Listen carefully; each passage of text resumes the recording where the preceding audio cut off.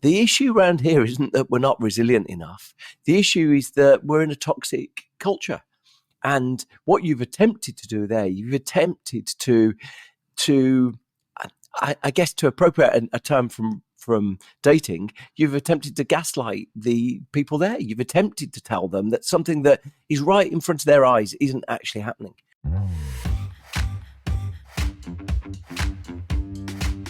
Hello and welcome to the Truth, Lies and Workplace Culture podcast, brought to you by the HubSpot Podcast Network, the audio destination for business professionals.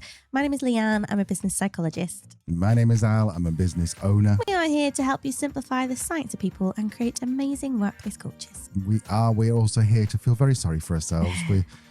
You might notice this pod is a little bit late. It's because we both came out down with something last weekend. We think it was COVID. Mm-hmm. We've been, We've been clean for 4 years. We've never had it. We've never had it. And it finally caught up with us. And it is a bastard, isn't it? Yeah, it really is.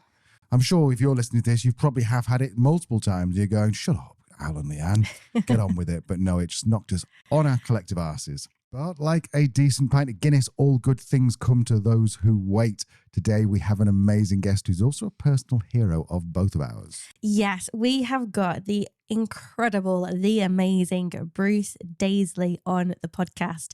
Very, very excited. Bruce, now if you haven't heard of Bruce, Bruce is one of the UK's most influential voices on fixing work. He has been published in The Washington Post, Harvard Business Review, Wall Street Journal, and The Guardian. His first book, The Joy of Work, was a Sunday Times #1 bestseller and is now translated into 18 international editions. His second book, Fortitude, was described as the best business book of 2022 by the Financial Times. As impressively, previously Bruce spent over a decade running Twitter and YouTube for Europe, leaving Twitter as its most senior leader outside of the US. Yes, Leanne interviewed Bruce a couple of weeks ago, and the original interview was almost an hour long, so it's been kind of tough to cut it down and fit it to this episode, but Leanne and Bruce talked about resilience and how, as a concept, we might be getting quite a bit of it wrong. Now, rather than the answer to well-being at work being resilience, Bruce and Leanne discuss how the emphasis on building individual resilience could be considered as gaslighting. They also talked about how the changes in the workplace have highlighted the importance of resilience, why we're happier when we're in teams, whether we should be laughing at work, and why a receptionist dressed as a Pringle tube saved a company's culture. Yes, we will. Yes, we will. Well, that's not true. Yes, we did. And you'll also learn what the world's leading culture doctor does when she is called into companies like Uber to fix their workplace culture. Shall we go and meet our guest? Hi, I'm Bruce Daisley. For a long time, I did technology jobs. I worked at companies like Google, at Twitter, when it was Twitter. And I worked at a place like that.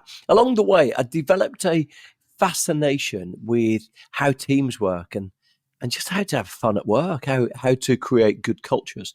And I started doing the podcasts on those things that has led to me publishing a couple of books that have become bestsellers, one called The Joy of Work and one called Fortitude.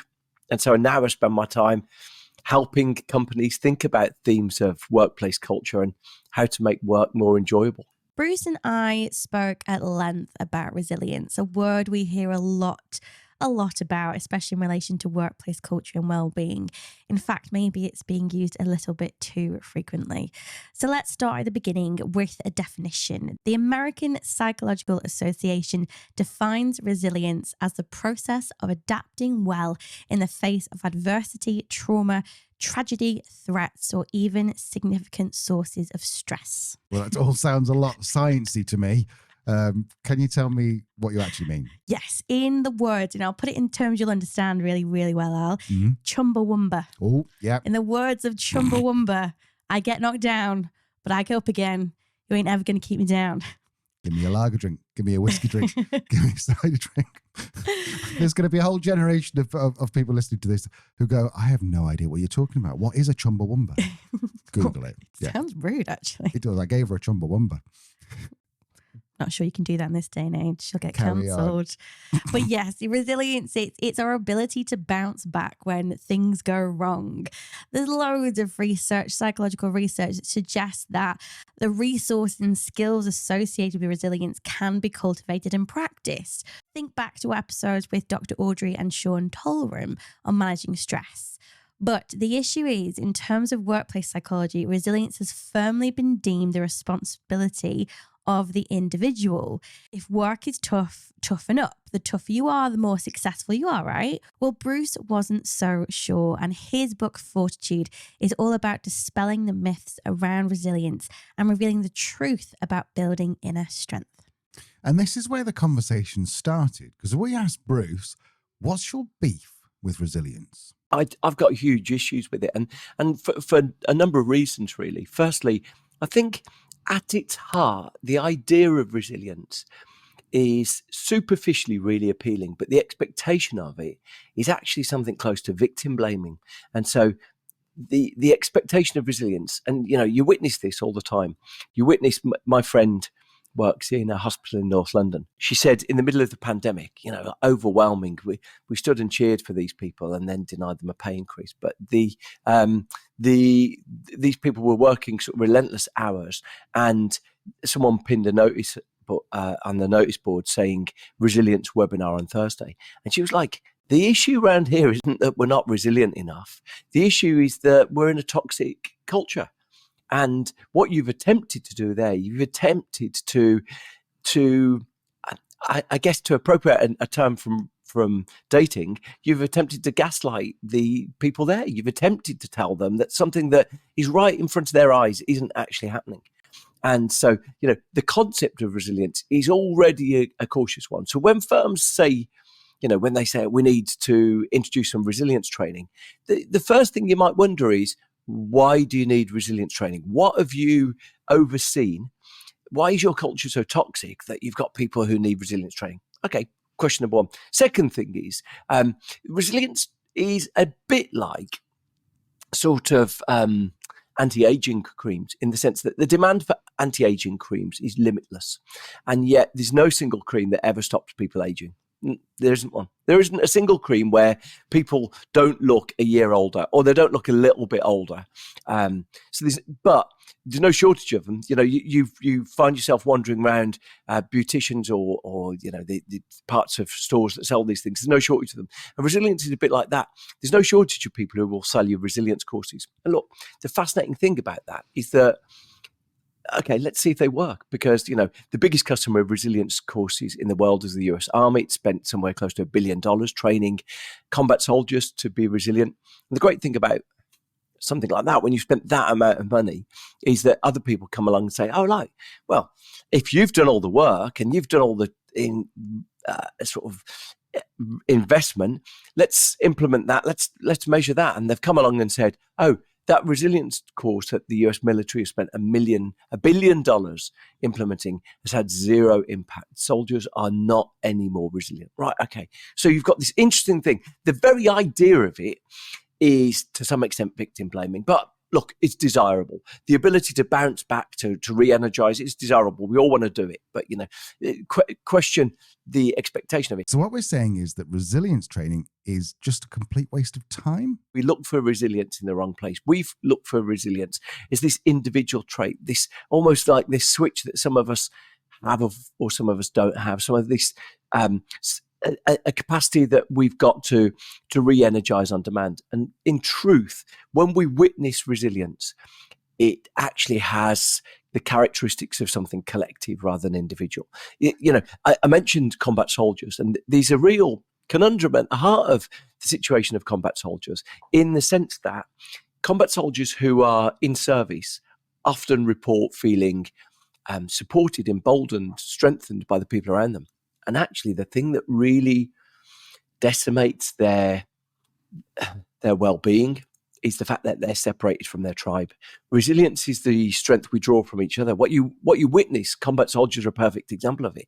Combat soldiers often describe it's the moment where they don't have people who understand them. They don't have people who have gone through the same. When they find themselves trying to relate to people who've never had to witnessed the things that they've witnessed, that's when their resilience suffers. So I think whether we witness a situation like Ukraine, where people have demonstrated this incredible capacity to deal with just horrible hardship, resilience is the strength we draw from each other. You don't see examples where some people in Ukraine say, I can't cope with this, and others say, oh yeah, I'm living my best life. Actually, it's the capacity for us to draw strength from the community around us that seems to be the defining aspect of resilience. And I think, for me, that's the most intriguing enigma about the whole thing, that it's so heavily desired, but we often look for it in the wrong place. The key difference between the workplace in 2024 and the workplace, say, in 1984 is that we're much more likely to be connected to work outside of working hours. It is difficult to ignore an email from an important client outside of work hours when a notification pops up on your phone. Managers can and do abuse the always-on messaging platforms like Slack to get instant answers, whereas 20 years ago, they'd have to wait until Monday.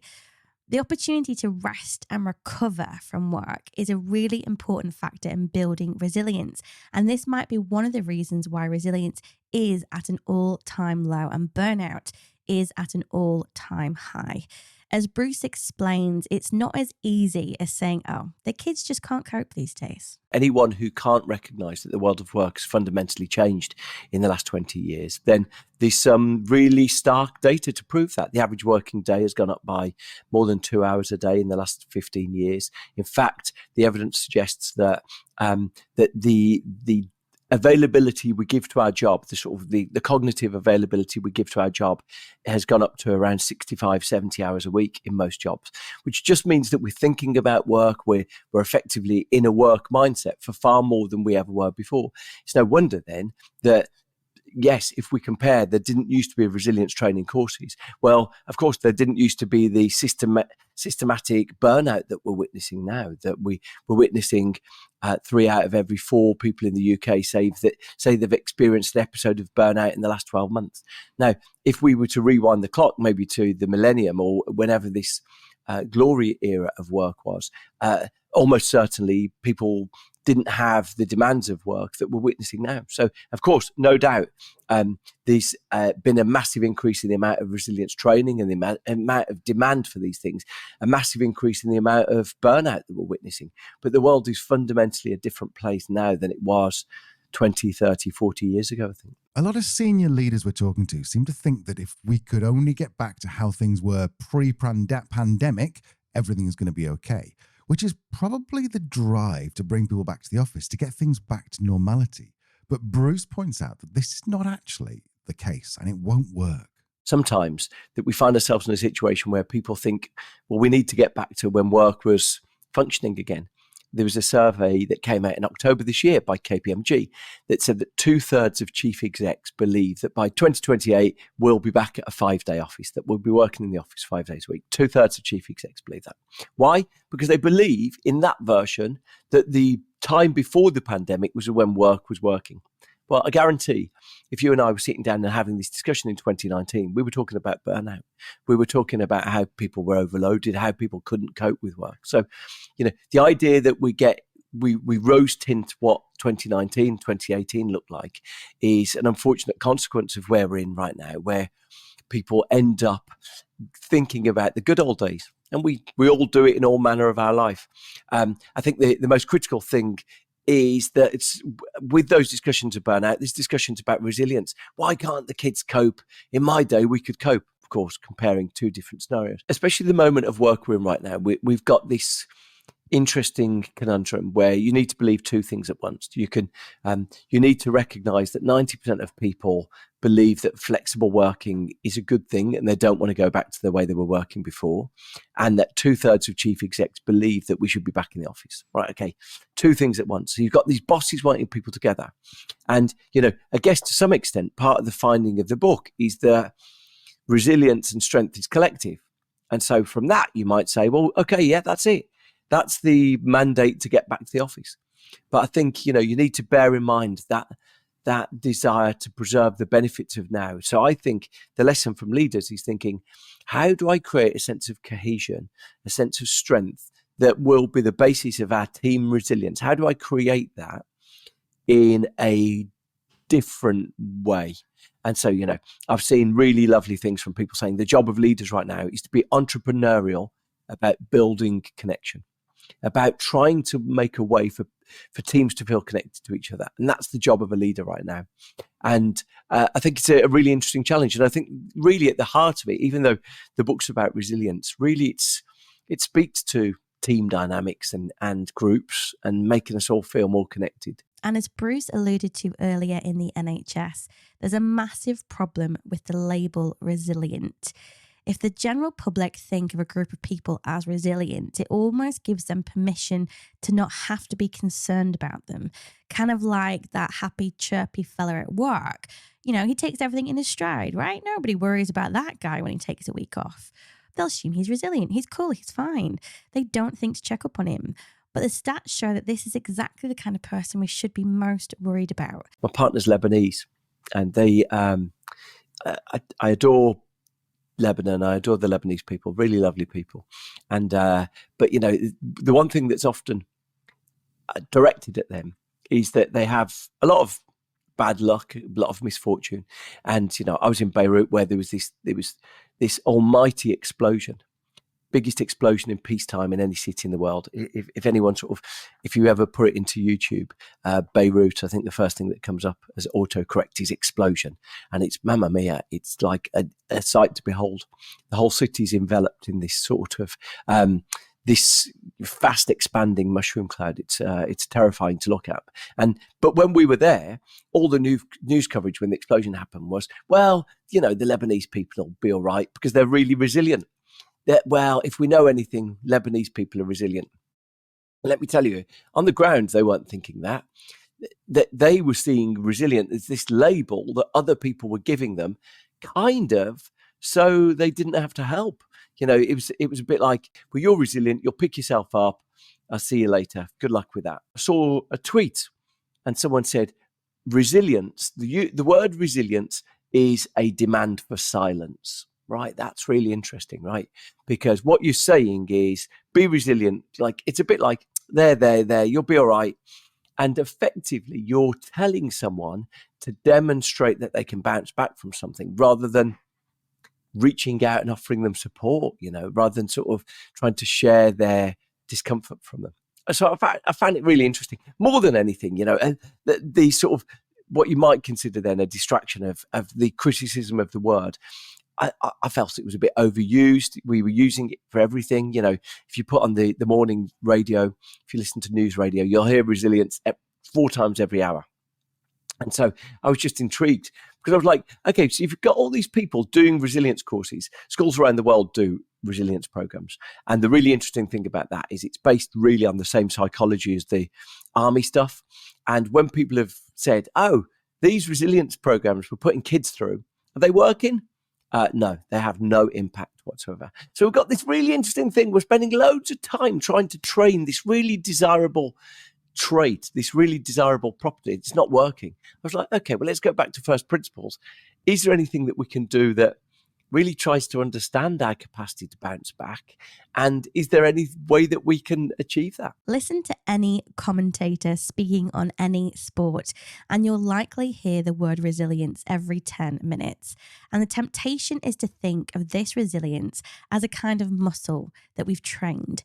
But Bruce's research uncovered that this is more likely to be a scar tissue than muscle. When there are big resilience stories, we often reach for sports stars or famous people because they're just the people whose story, the people whose biography we get to hear. And sports stars, their stories are replete with examples of people who overcome adversity. And it often goes to serve resilience narratives. So, Mo Farah might spring to mind right now. Won the double-double. He won 2 gold medals at 2 successive Olympic Games. And, what you might say is, oh, wow, look at Mo Farah's story. He actually was a refugee. In fact, what we discovered that Mo Farah was actually a victim of human trafficking. So his story has this trauma at the heart of it. And I became fixated with that, because what you discover is that actually it's a characteristic. A lot of Olympians have got a history of trauma. And what you discover is that it serves sort of via destroying their own identity, really. The way that we experience trauma is we experience it as shame quite often, which is heartbreaking, because, you know, something bad has happened to you. And the way that we internalize it is we often feel like it's about us. It's about, we've got a sort of a sort of damaged identity from it. It's heartbreaking, but that's the way that broadly trauma is experienced. Anyway, one of the things that I was really interested to discover is that not only is there a high instance of trauma amongst athletes, and what you often discover is trauma is normally correlated with addiction and with self-adapted behavior. So it's more likely to be associated with drinking. It's more likely to be associated with drug taking. You know, you're 4 times more likely to have alcohol and addiction problems if you've experienced high levels of trauma. Almost without exception, addiction has an episode of trauma that has spawned it. But what I was really struck by was I chatted to someone who looked at performance-enhancing drugs. So people who took performance-enhancing drugs. And he said to me, people who take performance-enhancing drugs have got, if they've got about a 9 times higher likelihood to take performance-enhancing drugs if they've had an episode of sexual abuse, and if they've had physical abuse, it's about 8 times higher. But those are multiplicative, meaning that if you've had both, then you multiply that likelihood. And anyway, so you end up with these situations where I think sometimes we can find ourselves, when we hear the story of a shamed athlete, thinking, why would anyone take performance-enhancing drugs? And what you often discover is right at the heart of it is an episode of someone destroying their sense of identity, someone who is broken, and their sporting performance is their redemption arc. So look, you know, I cul-de-sac of taking you on there, but I was really blown away by that. The guy who told me that, I was like, wow, for the first time, you could understand that when you see these people who've done these episodes of cheating, they've done it from a perspective that they have a really so low self-worth. They're broken people, really. And for the first time, you actually can empathize. You know, Lance Armstrong, famous cyclist, had episodes of abuse in his childhood. I think episodes of shame. There was also another Tour de France cyclist who was abused as a child. There's lots of these biographies that it's only in hindsight you can see, wow, this is why they did these things. So this brings back the age-old question. Without adversity, do we see greatness? Most super entrepreneurs have had traumatic childhoods. Most super musicians have had horrible experiences. And as Bruce discovered, most high-performing sports people have built their resilience because they had trauma. And there is a psychological principle called post-traumatic growth. It was researched by a psychologist called Richard Tedeschi. The basic premise is that negative experiences can spur positive change, including personal strengths, improved relationships, or a greater appreciation for life. It is a cliche anecdote, but it's true that we hear people who have experienced a near-death experience or even a job loss will often cite this trauma as the turning point of a transformation in their lives. The trouble is, this view can romanticize trauma, especially when we start to view trauma through the lens of these super performers or super elite athletes. This isn't the norm. This super performance, these super athletes are outliers. And by only acknowledging post-traumatic growth, we're not acknowledging the adverse effects of trauma that even these people can experience. It can include things like enormous personal sacrifices to live that life and to have that success, an almost pathological need to win, and huge challenges with their identity on retirement. We've spoken before about the significant mental health challenges that people in the sports industry can experience when their sporting career ends. This narrow and hugely simplified viewpoint also excludes the experiences of the majority, trauma is much more likely to result in maladaptive coping mechanisms. There is a mountain of research that links traumatic experience in childhood with addictive behaviours in adulthood. As Bruce explains in his book, trauma and setback are not simple triggers for achievement. Now, Al, I know what your next question is going to be. What's the differentiating factor? What turns trauma into success rather than addiction? Well, the answer isn't simple. I'm sorry. I know it's that psychologist answer, but it really does depend. It depends on the nature and prevalence of the trauma. It depends on the age at which the person was when they experienced that trauma. It can depend on personality, how optimistic or pessimistic we are.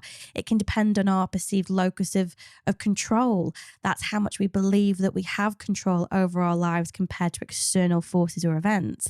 And as Bruce explains, it can also depend on the relationships we have in our lives. It can depend on the communities we belong to. The notion that we draw strength from groups is, even though it's really well known, we don't really explore for it. And, in the medical community, for example, if you're hospitalized for anything from depression to heart illness to whatever it is, the best predictor of how you will be in 2 years and 5 years is how many social groups you report feeling part of. Why on earth is that relevant? Well, from doctors and physicians' point of view, it's kind of not. So they don't ask about it. They don't say, are you part of a social group? Do you do any group activities? Do you have any activities you feel part of? They don't ask it. And yet it's far more predictive of how you'll be than if you drink, if you exercise, if you smoke.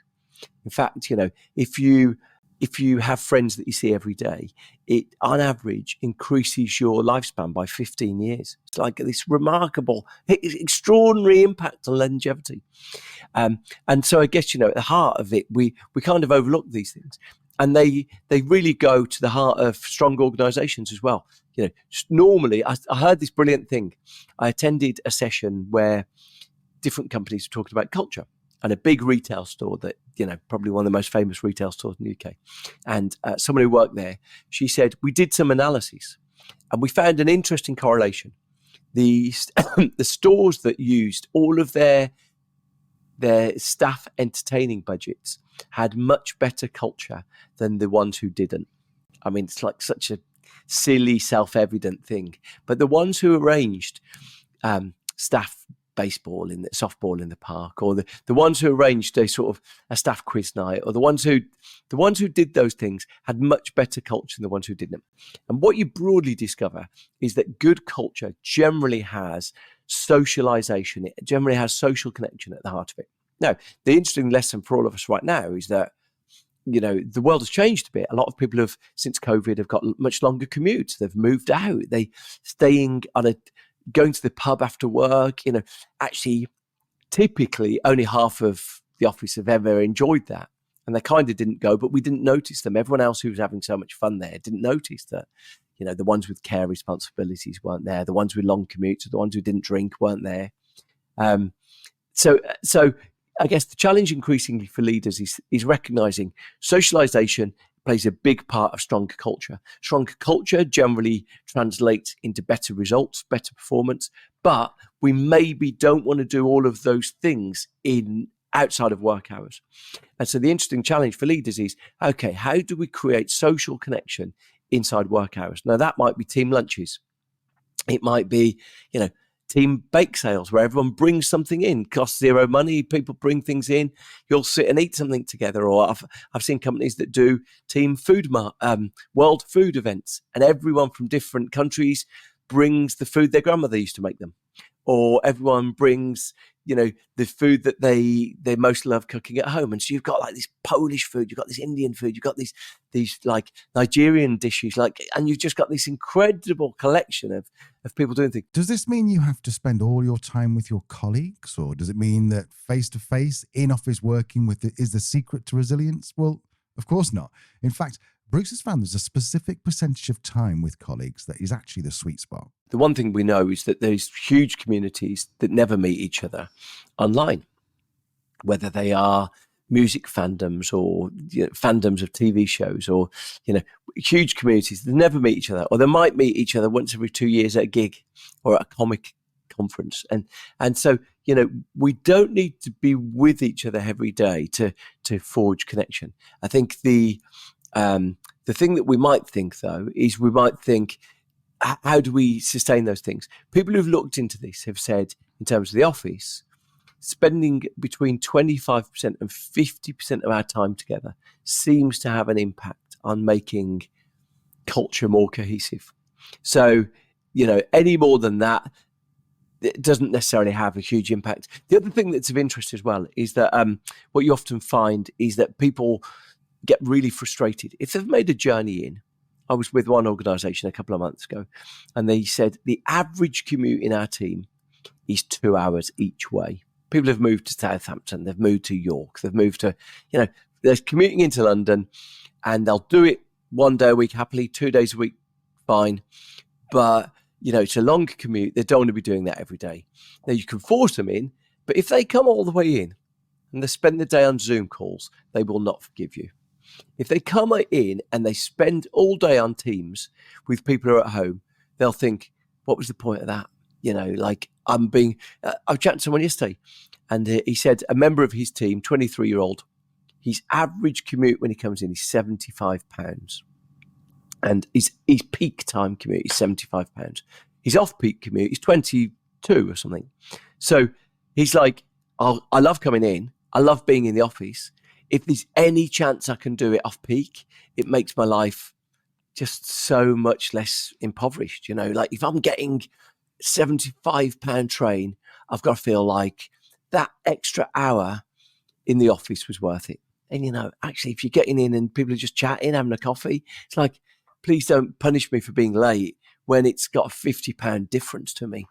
And I think, understanding those things are really critical for where we are in work right now. And the second part of work socialization is to have fun. Bruce has a great story about a receptionist who had enough of the culture and did something about it. I've always been relatively fortunate that most of the jobs I had, I enjoyed. And so, I would always say to myself, it had been a good day if I'd laughed 10 times that day. And, it'd been so that's it. If I went home that day and I was like, man, that was a funny day. That was the defining thing. If I was like getting on the public transport home, saying to myself, that was a funny day today. That was all that mattered to me. It was really interesting. And I was like, does that correlate with good culture though? He's like, to some extent, I had someone once tell me, don't be seen laughing around here. We weren't doing very well as a business. If the big boss walks past, don't be seen laughing. It's like, oh, really? You're not allowed to laugh when things are bad? It's interesting because if you chat to people who do really bad jobs like firefighters or soldiers, they laugh all the time. But it's like, okay, so it's really interesting that people will help diagnose what good culture looks like. Anyway, I was just really intrigued with that.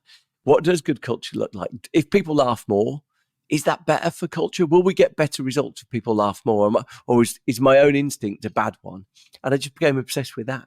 And, actually, I tell you, I don't know the sort of jobs you've done, but I've done a lot of bar jobs and restaurant jobs. And there's something when you start a new shift at a bar, and you get a bit of a vibe when you turn up and you ask if they've got any jobs, and then you find out, then you start there. When you start a new shift at a job, within the first shift whether this is going to be a horrible place to work, or whether this, and you're still looking, you can carry on looking, or whether this might be a good place. Okay, you go home at the end of the first shift. That was good, actually. I like those people. Really intriguing.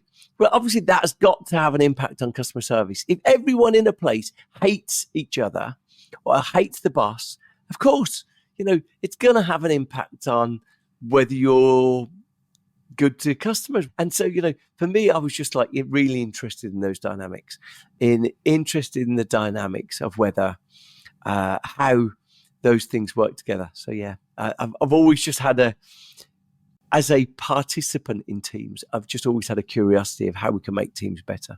I spoke to one organisation. They said the receptionist changed the culture here.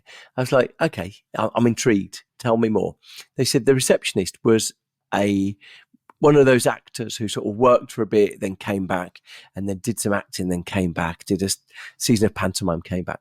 And she said, this is the worst place I've ever worked. It's like, I guess you can say that when you're the temp. And she said, no one talks to each other. There's no connection. No one even seems to like each other, really. Anyway, she took it into her own hand. She went out, she bought some bags of kettle chips and Pringles. She laid them all out on paper plates. And she said, back to the point I made before, she said, ladies and gentlemen, it's the best time of the week, 4:30 on Thursday. It's Crisp Thursday. And, people came up and they had like a little stack of Pringles and they stood around going, what's this? Next week she did it again. She was dressed up. On the third week, she was dressed up as a Pringles tube. And anyway, it became like a little ritual. People would say, let's not have a meeting. Are you going to be at Crisp Thursday? I've just got 2 things to ask you. Like occasionally someone turned up with cake, someone turned up with Prosecco. Anyway, it became the in-work moment where they all stopped doing stuff for 15 minutes to connect, or for half an hour to connect with each other. And I guess the spirit of that Crisp Thursday is how leaders need to be a bit more entrepreneurial with connection. It's realizing that generally, we're engaged with our job when we've got a friend at work. And it's one of the fundamental details about work culture that we often forget. So the more that we can build connections, we make people feel like we're all in it together, that, we can draw strength from each other. All of these things seem to be in service of better culture, really. They say that laughter is the best medicine. Bruce has experienced firsthand that laughing, joking and banter in the workplace is good for culture, so long as you're not laughing at somebody else's expense. If the sort of gags you are making are at the expense of someone's identity, I suspect it was never as funny as you thought it was in the first place. If you would need to challenge who someone is and what they're about to get a laugh, I don't think that was probably ever as funny as you think it was. And aside from that, I think there's a billion things that we can laugh about and joke about. So, to my mind, if someone's gender or ethnicity or sexuality is the thing that you thought was banter, probably time has moved on for that. But apart from that, still a billion things you can laugh about. The great thing is, there's a wonderful book I'd recommend by 2 women who teach at Stanford, a book called Humour Seriously. And one of the things they wrote was like, we much prefer managers who laugh. We much prefer being in an environment which is filled with laughter. And here's how you laugh more. You try and laugh more. You find moments in meetings where there's 5 minutes at the end of a meeting where you you share funny things that have happened this week. You share funny things that have happened, and you just set yourself up for opportunities to laugh more. In fact, the only thing I'll say is that my only strength in life is that I'm quite generous with my laughter. I love laughing at stuff. And what you find is that when you laugh at stuff, other people also enjoy laughing. Generally we only laugh with people we like, which is an interesting element of psychology. So I wouldn't say if you're open-hearted, I wouldn't say that there's any reason to believe that there's less opportunity for laughter. What I will say is that we do laugh less on Zoom. And so, we've got to rebuild the times that we are around each other, rebuild those relationships, make sure we spend our face-to-face time laughing. So we've covered so much more than resilience here. We've talked about how resilience can often be a way to move blame from bad management, how groups of people are more resilient than individuals, how the changing workplace is massively affecting resilience.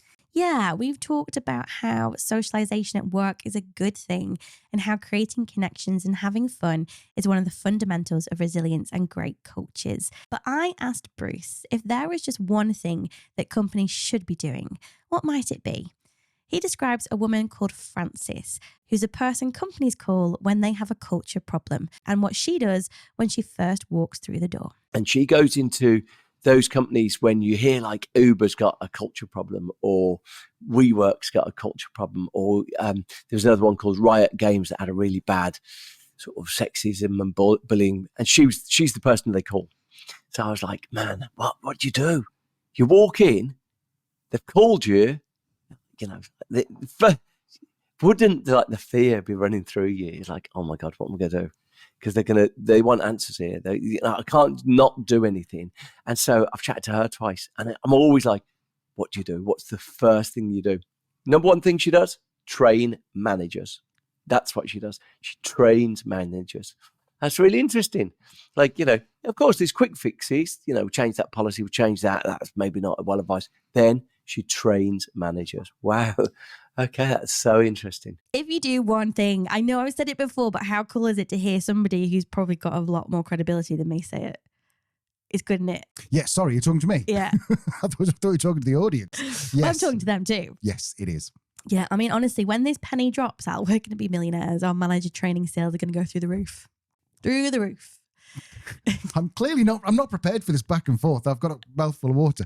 Yes, we will be millionaires. Yes, you are right. You're always right. All hail great Leanne. Carry on. No, all joking aside, it is really important. Great management links to every aspect of organisational life, including resilience. Bruce's book shows that resilience, or rather fortitude, is built by feeling in close synchrony to those around us. The sense of community is extraordinarily influential for how well we can recover from challenges and setbacks. And who has the biggest impact on this sense of community in the workplace? The manager. You know my big fat Greek wedding where the dad goes, give me a word, any word, and I will show the origin of that word is Greek. Well, give me an organisational problem, any organisational problem, and I will show you that the origin of that problem is the manager. Yep, I believe that. I do believe that. It's quite simple. Train your managers, grow your business, save the world. Oh, fabulous, fabulous, fabulous. I love that. So if you want to find out a bit more about Bruce, here's where you can go. I've got a website, brucedaisley.com or eatsleepworkrepeat.com. It's got a lot of the stuff for the podcast on it.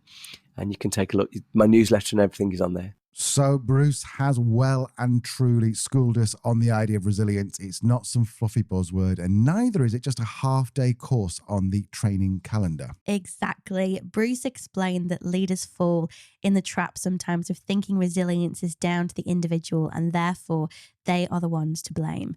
But in actual fact, by creating meaningful work, allowing for flexible working and encouraging collaboration and socialization will enable you to build the foundations of an organization where resilience levels are increasing.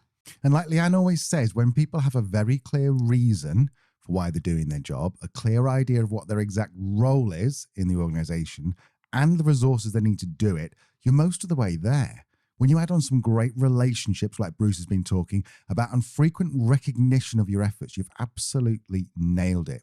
Incidentally, and there's a reason why I put the emphasis on all those words beginning with R, this is the main part of our proprietary model called the RX7, which is the 7 foundations of an amazing workplace culture. And they all start with the letter R, hence R times 7, RX7. Do you get it? Maybe not. I get it. You can find out more about the RX7 in the show notes. As we've said a few times, it is currently in private for private clients only, but if you qualify, then we'll be very happy to talk to you about using it. So before we do say goodbye, let's just find out a bit more about Bruce's amazing podcast, Eat, Sleep, Work, Repeat, and why you should be adding it to your queue today. The podcast was formed by my own desire to make work better. It was, I mentioned I worked at Twitter, and tech firm culture isn't always the best. And there was certainly a time we'd been forced to do a round of job cuts. I think we'd done another round of job cuts, and the culture, which had been this magical thing, it really sort of had been adored by the people there. People said, this is the best place I've ever worked. And then the culture just didn't bounce back. And so I was like, okay, well, what can I do to fix this? And I started doing a podcast, which was kind of my own self-education. It was like I'd see a fascinating article, I'd contact the person who wrote it, I'd interview them. About 6 years ago now, so like sort of pre any sort of boom in podcasts.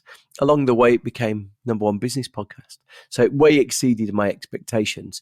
And as a result of that, it sort of allowed me to go on and do a couple of books, and I do a newsletter about workplace culture that came from it. Yeah, so it's really for anyone who is ignited with the question of how do I make work better? And, that might be for their team. It might be for their whole organization. It might be just, a really for their department, whatever it is, someone who's thinking, how can I use the research that's out there to make the job of me and my team better? Thank you to Bruce for being an incredible guest. It really was one of my most favorite conversations. Definitely pick up his book, Fortitude. We will leave a link in the show notes. I actually listened to the audiobook version because I love Bruce's voice in his podcast, and it's brilliant. So yeah, if you're looking for another medium to consume your content, highly recommend the audiobook of Fortitude. It's very, very good. Yep, all the links are in the show notes. Definitely go and tell Bruce that you enjoyed listening to him on our pod, because I think it'll make his day. He's such a down-to-earth and really, really nice guy. So look out for the next couple of weeks. We've got amazing guests for the rest of the year and the rest of time, obviously. Rest of time. We have got some amazing people coming up. I think last week I mucked up because I said it was going to be Dr. Claire Hughes from Mind this week, when in actual fact it was Bruce. So it's going to be Dr. Claire Hughes from Mind next week. And then I think we have John Amici, Rory Sutherland. We've got Isabel Berwick. We've got the Angry Professor. He's going to be amazing. The Anger Professor. Anger Professor. Very slight difference, very different meaning. Different people with a very different outlook on life and work. And so many other guests coming up for you. So if you haven't clicked that subscribe button, then smash that subscribe button. That's what they say, don't they? All these kids online. Smash this. No, I don't know what they say. Ring that bell. We're going to go now. Bye. Bye-bye.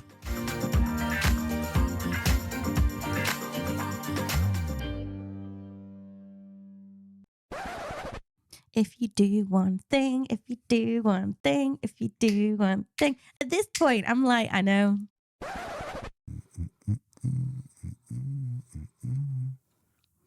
I asked my mother, what would I be? Was it that one then? Will I be pretty? Will I be resilient? This is what Bruce said to me. Okay, Sarah. You have a beautiful voice. That's not what you said in the previous. I think you called him musically challenged the last time you heard me singing. To be fair, you have a very unique tone. Just rewind that bit. Get it? Well, kids get that joke. What? Rewind. Probably not. So redundant.